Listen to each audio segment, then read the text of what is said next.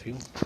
आज डिस्कस करेंगे हम सिंगल पॉइंट कटिंग टूल के अंदर हीट का डिस्ट्रीब्यूशन किस तरह होता है या हीट जनरेशन कैसे होता है सिंगल पॉइंट कटिंग टूल में, उसके बारे में डिस्कस करेंगे। मैं दिनेश कुमार, प्रवक्ता यांत्रिकी, राजकीय पॉलिटेक्निक कॉलेज महाविद्यालय अजमेर। तो स्टार्ट करते हैं हम कि distribution of heat in metal cutting या heat generation in metal cutting. तो सबसे पहले डिस्कस करेंगे कि effect of high temperature in cutting on cutting tool, कि हाई टेम्परेचर या कटिंग टूल पे क्या क्या इफ़ेक्ट पड़ता है। क्योंकि हम जानते हैं कि जब भी हम मशीनिंग करते हैं, मशीनिंग मतलब जब भी हम जॉब बनाते हैं, वर्क पीस बनाते हैं, तो उस वर्क पीस बनाने के लिए मशीनिंग करना पड़ता है लेथ मशीन पे। तो लेथ मशीन में मशीनिंग करते हैं तो उसके ऊपर कुछ क्वांटिटी के अंदर मेटल रिमूव होता है स्क्रैप के रूप के अंदर। जो मेटल रिमूव होता है, जब मेटल रिमूव होता है तो उसके कारण कहते हैं हीट जनरेट होती है। उस हीट जनरेट के कारण क्या होता है, heat generate different wear friction के कारण हीट जनरेट होता है, जिसके कारण कहते हैं हीट जनरेट टेम्परेचर इंक्रीज हो जाता है। जितने ज़्यादा हीट जनरेट होता है टेम्परेचर, तो हाई टेम्परेचर होने के कारण कटिंग टूल पे क्या फ़र्क पड़ता है। पहला इफेक्ट क्या पड़ता है उसके अंदर, जो सिंगल पॉइंट कटिंग टूल है उसके अंदर फर्स्ट है tool wear will be fast. क्योंकि हम जानते हैं कि जब single point cutting tool machine पे काम करेगा तो फ्रिक्शन होगा, फ्रिक्शन के कारण का टेम्परेचर ज़्यादा होगा। जब टेम्परेचर उस कटिंग टूल का टेम्परेचर ज़्यादा बढ़ जाएगा तो क्या होगा, उसके अंदर वियर आउट होना स्टार्ट हो जाएगा, वियर आउट होना स्टार्ट हो जाएगा। और जैसे ही कटिंग टूल का जो टेम्परेचर लिमिट है, जिस मटेरियल से मिलकर कटिंग टूल बना हुआ है उसकी टेम्परेचर लिमिट से बियॉन्ड चल जाएगा, अब उसको ऊपर चल जाएगा उस पर्टिकुलर टेम्परेचर लिमिट से, तो क्या हो जाएगा, वो टूल वियर आउट होना स्टार्ट हो जाता है। साथ में ये भी हो सकता है कि वो टूल का जो पॉइंट है, जो नोज रेडियस टिप वाला पॉइंट है, वो ब्रेक भी हो जाएगा। ठीक है, तो ये इफेक्ट पड़ता है जब कटिंग टूल का टेम्परेचर हाई हो जाता है। सेकेंड है प्लास्टिक डिफॉर्मेशन ऑफ कटिंग है। जैसे बताया कि जैसे ही टेम्परेचर हाई हो जाएगा, जो कटिंग एजेस है, जो सिंगल पॉइंट कटिंग टूल का कटिंग एरिया से नोज एरिया से टिप पॉइंट वाला पार्ट है, हो क्या जाएगा, प्लास्टिक डिफॉर्मेशन हो जाएगा, वहाँ से ब्रेक हो जाएगा। थर्ड क्या है इसके अंदर, थर्मल क्रैक। थर्ड क्या है इसमें, thermal crack in cutting edge. जो कटिंग एजेस है उसमें हाई टेम्परेचर के कारण थर्मल क्रैक्स प्रोड्यूस हो जाएंगे, उसमें थर्मल क्रैक से वो प्रोड्यूस हो जाएंगे। नेक्स्ट है built up edge formation. Built up edge formation क्या होता है कि जब सिंगल पॉइंट कटिंग टूल को हम काम में लेते हैं लेथ मशीन के ऊपर, तो टेम्परेचर ज़्यादा होने के कारण क्या होता है, उसका टिप वाला पार्ट उसका टेम्परेचर बहुत ज़्यादा हाई हो जाएगा, जिसके कारण क्या है, जो भी चिप रिमूव हुई है वो चिप क्या हो जाएगी, उसके ऊपर जो कटिंग सरफेस है उस सरफेस के ऊपर या कटिंग नोज वाला पार्ट है उसके ऊपर वेल्ड हो जाएगी, जिससे क्या बिल्ट अप एज बनाएगा। बिल्ट अप एज के कारण क्या जाएगा, जिस सरफेस की मशीनिंग कर रहे, जिस जॉब की मशीनिंग कर रहे उसके अंदर क्या आ जाएगा कि वहाँ से एक्सेस के अंदर मेटल रिमूव हो जाएगा और वहाँ पर छोटे छोटे गड्ढे बन जाएंगे वर्क पीस के ऊपर। और साथ में ही क्या होगा, जो टूल होगा उस टूल के ऊपर क्या जाएगा, मटेरियल जम जाएगा, जिसको हम बोलते हैं बिल्ट अप एज। तो ये हाई टेम्परेचर के कारण, जब कटिंग टूल का टेम्परेचर हाई हो जाता है तो ये इफ़ेक्ट होता है उसके अंदर। तो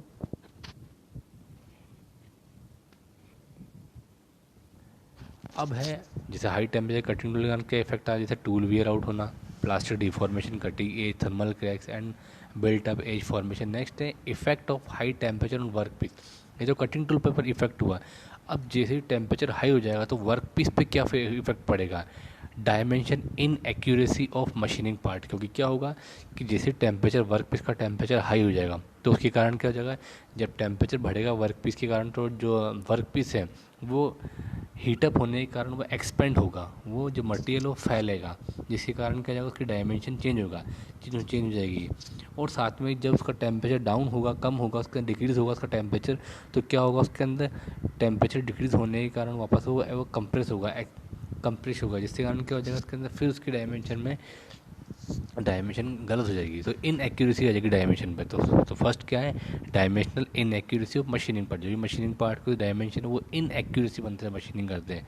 बर्निंग ऑफ सरफेस मशीनिंग, जब रबिंग होती है तो जो सरफेस जो मशीनिंग की सरफेस है वो रब होती है, रबिंग के कारण बर्निंग होना स्टार्ट हो जाती है। रेसिडुअल स्ट्रेस इन पार्ट, जो जॉब है उस जॉब के अंदर क्या हो जाएगा, उसके अंदर उसमें स्ट्रेस प्रोड्यूस होना स्टार्ट कर देंगे, तो ये इफेक्ट पड़ता है वर्क पीस और कटिंग टूल के मटेरियल पर। अब कैसे उसके अंदर लॉ ऑफ एनर्जी कंजर्वेशन काम कर रहा है, क्योंकि हम जानते हैं कि जब भी हम सिंगल पॉइंट कटिंग टूल को जो लेथ मशीन पे काम करेंगे वर्क पीस की मशीनिंग करेंगे तो उस मशीनिंग के कारण कुछ अपन ने एनर्जी देनी पड़ेगी। जो अपन ने एनर्जी दी है वो जो कटिंग करने के लिए, जॉब की कटिंग करने के लिए जो अपन ने उसको एनर्जी दी है वो एनर्जी हीट की फॉर्म में ट्रांसफ़र हो जाएगी। इसको बोलते हैं लॉ ऑफ एनर्जी कंजर्वेशन। जो एनर्जी है उससे एक फॉर्म से दूसरी फॉर्म के अंदर एनर्जी का ट्रांसफ़र होगा। जैसे all the mechanical work done in cutting metal in converted into equivalent amount of heat। Remember Joule's experiment के अकॉर्डिंग क्या होगा, जो भी अपन ने मेटल को कट करने के लिए जो अपन ने एनर्जी दी है, जो कट करने की जो एनर्जी दी है वो सारी की सारी एनर्जी किस में कन्वर्ट हो जाएगी, हीट के अंदर कन्वर्ट हो जाएगी, जो कि जूल्स एक्सपेरिमेंट के अकॉर्डिंग। तो अपन किस तरह इसके अंदर वर्क डन निकालते हैं। वर्क डन क्या होता है, वर्क डन बराबर होता है फोर्स इनटू वेलोसिटी। तो work done is W, work done is cutting, the work done in cutting depend upon the cutting force Fz and cutting speed V। तो वर्क डन कितना होगा, Fz इंटू वी, तो यहाँ से work done निकल जाएगा। And for calculating amount of heat generate use the thermal equivalent of heat 427 kilogram per minute per kilocalorie from joule experiment के according. तो ये आया वर्क डन। अब इस वर्क डन के अंदर जो टोटल अमाउंट ऑफ हीट, जितनी अपन ने एनर्जी दी वो सारी सारी एनर्जी किस में कन्वर्ट हो जाएगी, हीट के अंदर। तो हीट क्या हो जाएगा, heat is Q equal to heat that is Q equal to हो जाएगा वर्क डन अपॉन 427।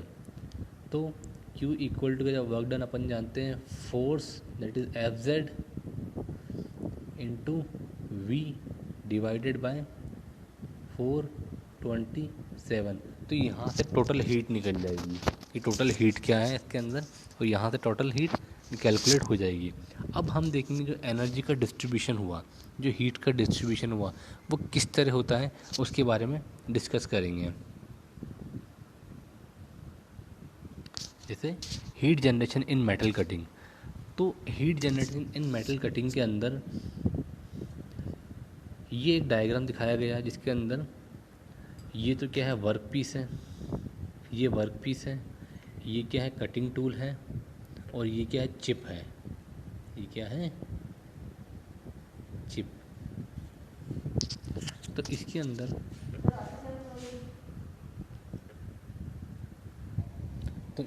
क्या है कि हीट का जनरेशन कैसे होता है। तो क्या है, टूल है, वर्क पीस है और चिप है। तो जब टूल वर्क पीस पे मूव करता है तो जो मटेरियल वो चिप की फॉर्म में निकलता है। जो चिप की फॉर्म में जो मटेरियल निकलता है वो शेयर प्लेन से निकलता है। इसमें शेयर प्लेन दिखाया गया है। शेयर प्लेन कौन सा है, ये वाला प्लेन, दैट इज़ क्या है, ये शेयर प्लेन। जो शेयर प्लेन है उस शेयर प्लेन से चिप है मटेरियल वो चिप की फॉर्म में रिमूव होता है ड्यू टू शेयर प्लेन। इस शेयर प्लेन में प्लास्टिक डिफॉर्मेशन होता है। जो मटेरियल रिमूव होता है वो प्लास्टिक डिफॉर्मेशन होने के कारण ही मटेरियल रिमूव होता है।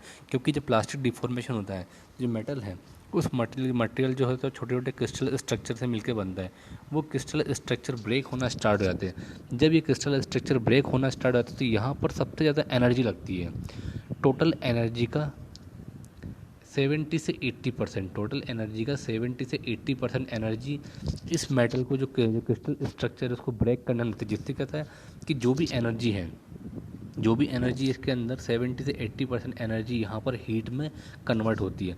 तो मैक्सिमम जो टेम्परेचर होता है वो यहाँ पर ही होता है। मैक्सिमम टेम्परेचर तो 70 से 80% जो हीट जनरेट होती है वो शेयर प्लेन के कारण होती है। शेयर प्लेन पर जो प्लास्टिक डिफॉर्मेशन होता है, जिससे चिप की फॉर्म में मेटल रिमूव होता है। और मेटल रिमूव क्यों होता है, क्योंकि जो स्ट्रक्चर जो मेटल है वो मेटल छोटे छोटे क्रिस्टल स्ट्रक्चर से मिलकर बनते हैं। वही छोटे छोटे क्रिस्टल स्ट्रक्चर क्या होगा, इसके अंदर ब्रेक होता है। ब्रेक होने के कारण जो 70 से 80% जो एनर्जी है वो हीट में प्रोड्यूस होती है। Shear zone. इस शेयर जोन को हम प्राइमरी डिफॉर्मेशन भी बोलते हैं। जो शेयर जोन है इसके अंदर 3 डिफॉर्मेशन जोन होते हैं, एक शेयर जोन, एक टूल चिप इंटरफेरेंस और थर्ड होता है वर्क टूल इंटरफेरेंस। जो फर्स्ट है इसके अंदर शेयर जोन, इसको हम प्राइमरी डिफॉर्मेशन नहीं बोलते। Primary deformation due to the shear plane के कारण वह मेटल रिमूव होता है, क्रिस्टल स्ट्रक्चर के ब्रेक होने के कारण 70 से 80% हीट होती है वो यहीं पर ही जनरेट होती है। उसके बाद क्या होता है, नेक्स्ट होता है tool chip interference. Tool chip interference क्या होता है कि जब चिप है वो चिप टूल की रैक सरफेस पे से, कौन सी, ये टूल की रैक सरफेस है, ये वाली टूल की क्या होती है, रैक सरफेस है। जब चिप इसके ऊपर से स्लाइड करेगी, जब चिप इसके ऊपर से स्लाइड करेगी रैक सरफेस पे, तो क्या होगा इसके अंदर कि जो रैक सरफेस, जो टूल का जो रैक सरफेस है उसके ऊपर स्लाइड करेगी तो वहाँ फ्रिक्शन हो जाएगा, चिप और टूल के बीच में क्या हो जाएगा, फ्रिक्शन होगा। उस फ्रिक्शन के कारण क्या जगह रिमेनिंग जो हो गया 10%, जो यहाँ वाला जोन, ये वाला जोन है उसके अंदर 10%, टोटल हीट का 10% है वो यहाँ पर ही, टोटल एनर्जी का 10% है वो यहाँ हीट में कन्वर्ट होता है यहाँ पर, किसमें, चिप टूल इंटरफेरेंस के, इसके अंदर चिप टूल इंटरफेरेंस में टोटल एनर्जी का 10% यहाँ पर जनरेट होता है। इसके अंदर जो एनर्जी है वो हीट में प्रोड्यूस होती है। थर्ड होता है work tool interference. Work tool interference क्या होता है कि वर्क पीस और टूल के बीच में फ्रिक्शन, जब टूल वर्क पीस के ऊपर स्लाइड करेगा तो क्या हो जाएगा, वर्क पीस और टूल के बीच में फ्रिक्शन होगा। उस फ्रिक्शन के कारण क्या हो जाएगा, यहाँ पर एनर्जी जनरेट होगी। तो यहाँ पर क्या हो जाएगा, ये है chip to work tool interference, कौन सा वाला है, ये वाला, ये वर्क टूल इंटरफेरेंस, जिसके कारण क्या हो जाएगा, टूल और वर्क पीस में फ्रिक्शन होने के कारण 10% हीट, जो 10% एनर्जी है वो यहाँ पर हीट में कन्वर्ट हो जाएगा। तो टोटल 100 हो गया, तो 70 से 80% जो हीट जनरेट होती है वो प्राइमरी शेयर जो जिसको प्राइमरी डिफॉर्मेशन भी बोलते हैं। रिमेनिंग जो 10% हीट जनरेट होती है टूल चिप इंटरफेरेंस में होती है। रिमेनिंग जो इसके बाद इसके बाद जो भी एनर्जी रिमूव हुई है, जो हीट जनरेट हुई है सॉरी, वो वर्क टूल इंटरफेरेंस के कारण होती है। तो इस तरह क्या होता है, हीट जनरेशन होता है। जब मेटल कटिंग होती है तो मेटल कटिंग के अंदर इस तरह से हीट का जनरेशन होता है। तो 3 जोन होगा, प्राइमरी जोन जिसको अपन प्राइमरी शेयर जोन जिसको प्राइमरी डिफॉर्मेशन जोन भी बोलते हैं, secondary zone tool chip interference जिसको हम सेकेंडरी डिफॉर्मेशन जोन भी बोलते हैं, एंड थर्ड है वर्क टूल इंटरफेरेंस। तो इस तरह हीट का जो हीट है वो हीट जनरेट होती है इन जो मेटल कट होता है उसके अंदर। जैसा कि इसके बारे में लिखा हुआ है, heat produce by during the cutting, cutting के कारण तो हीट प्रोड्यूस हुई है इसके अंदर। इसमें बोले जोन ए जिसको शेयर जोन बोलते हैं, जोन बी है, ये होगा जोन ए जिसको बोलते हैं अपन शेयर जोन, जोन बी है जो फ्रिक्शन जोन भी बोलते हैं, और जोन सी है इसको बोलते हैं वर्क टूल कॉन्टैक्ट जोन भी बोलते हैं इसको अपन। तो ये इसके बारे में लिखा हुआ पूरा की पूरा, ये किस तरह जो मैंने एक्सप्लेन किया वो सब इसके बारे में लिखा हुआ कि किस तरह इसके अंदर प्राइमरी जोन क्या है, इसको प्राइमरी डिफॉर्मेशन या शेयर जोन भी बोलते हैं। सेकंड वाला आता है फ्रिक्शन जोन, जिसमें टूल और चिप के बीच में इंटरफेरेंस के कारण जो फ्रिक्शन होता है, फ्रिक्शन के कारण हीट जनरेट होती है। थर्ड है जोन सी है जिसको वर्क टूल कॉन्टैक्ट जोन भी, वर्क टूल इंटरफेरेंस भी बोलते हैं, फ्रिक्शन जोन भी बोलते हैं। तो इस तरह इसके अंदर हीट प्रोड्यूस होती है। अब इसके अंदर देखेंगे हम, इसका एक डायग्राम बनाया गया कटिंग स्पीड की। कटिंग स्पीड, जैसे जैसे कटिंग स्पीड, ये इस डायरेक्शन में क्या है, यहाँ पर कटिंग स्पीड है और यहाँ पर है इसके अंदर परसेंटेज ऑफ हीट।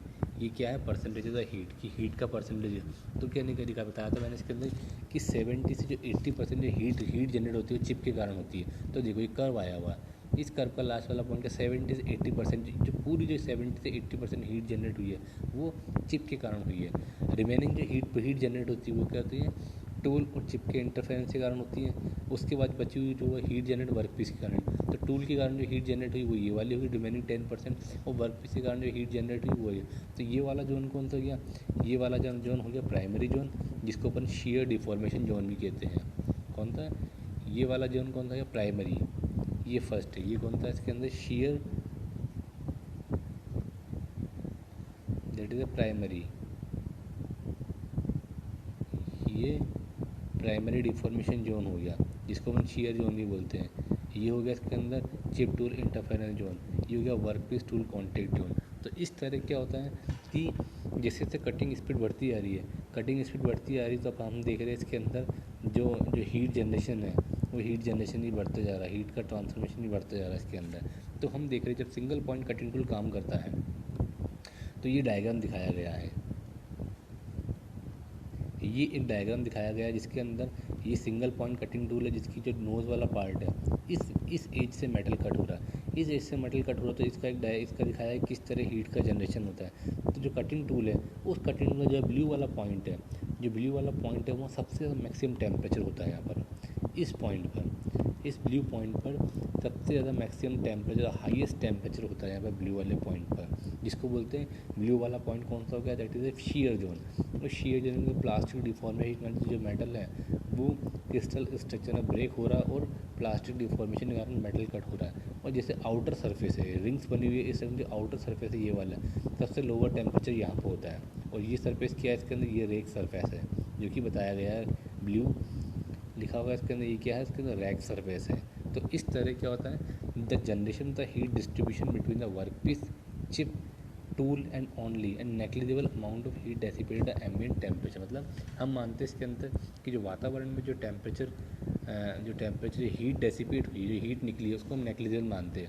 नेग्लिजिबल मानते हुए देखते हैं कि 70-80% हीट जनरेट चिप के कारण होती है और रिमेनिंग 10% हीट टूल के कारण होती है, इसका रिमेनिंग 10% हीट के तो वर्क पीस के कारण। इस तरह हीट का डिफॉर्मेशन या हीट का डिस्ट्रीब्यूशन होता है इसके अंदर, ये सॉरी हीट का डिस्ट्रीब्यूशन होता है इसके अंदर। तो थैंक यू।